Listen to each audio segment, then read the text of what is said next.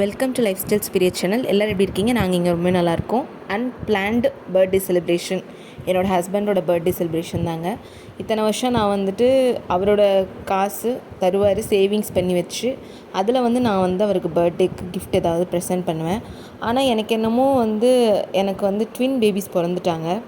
So அதுலேருந்தே எனக்கு என்ன தோணுதுன்னா, நம்ம ஏதாவது சம்பாரிச்சு கொடுத்து நம்ம ஹஸ்பண்டுக்கு கிஃப்ட் பண்ணணும், நம்ம சம்பாரித்த காசில் கிஃப்ட் பண்ணணுன்ற ஒரு ஆசை வந்துடுச்சு. அதனால் இந்த வாட்டி நான் எந்த கிஃப்ட்டும் அவருக்கு பண்ணலை. ஆனால் மனசு கேட்கல, ஹஸ்பண்ட் ஆச்சு, நம்மளை நல்லா பார்த்துக்கிறவராச்சு. அதனால் சரி ஓகே, நம்ம கேக் அட்லீஸ்ட் வாங்கி செலிப்ரேட் பண்ணலான்னு நினச்சிட்டு நான் எங்கள் அப்பாவை கூப்பிட்டுட்டு பேக்கரி ஷாப்புக்கு வந்தேன்.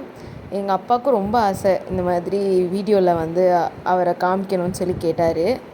எதுக்காக அப்படின்னா, என்னோடய ஃபேமிலி எனக்கு சப்போர்ட் பண்ணுறாங்கன்றத சொல்கிறதுக்காக சொல்கிறேன். இது ரொம்பவே பிளஸ்டு தானேங்க. ஃபேமிலியே சேர்ந்து ஒரு யூடியூப் சேனல் ரன் பண்ணுறதுக்கு சப்போர்ட் பண்ணுறாங்கன்னா ரியலி ஹாப்பி. அதுவும் நமக்கு ரொம்ப க்ளோஸ் டு ஹார்ட்டாக இருக்கிற பர்சன்ஸ் சப்போர்ட் பண்ணாங்கன்னா அது தனி தெம்பு வந்துடும். எதுவாக இருந்தாலும் நம்ம சாதிச்சிடலான்ற மாதிரி.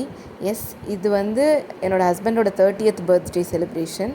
அதனால் ரொம்ப ஹாப்பியாக இதை ஒரு நியூ பிகினிங், ஒரு நியூ சாப்டர் பிகின் ஆகுதுறத ரெப்ரசன்ட் பண்ணுற மாதிரி இருக்கட்டும்னு சொல்லிட்டு இந்த மாதிரி நான் பர்த்டே செலிப்ரேட் பண்ணேன்.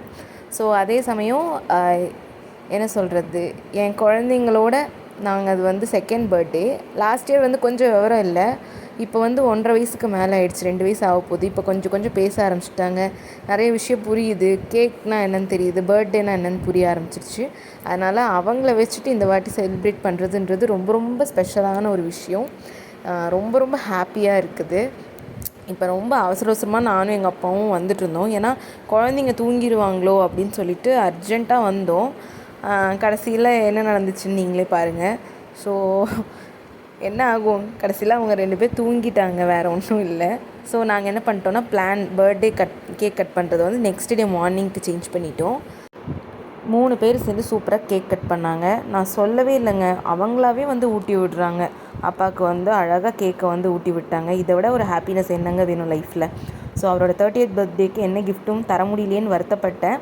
ஆனாலும் பரவாயில்ல, இது மாதிரி செலிப்ரேட் பண்ணது ரொம்பவே ஹாப்பியாக இருந்தது. சிம்பிளாகவும் மனசுக்கு ரொம்ப மனநிறைவாகவும் இருந்தது. இந்த மாதிரி வீடியோஸ் நிறையா உங்கள்கிட்ட சேரும். அது வரைக்கும் லைக் பண்ணுங்கள், ஷேர் பண்ணுங்கள், கமெண்ட் பண்ணுங்கள், சப்ஸ்கிரைப் பண்ணுங்கள்.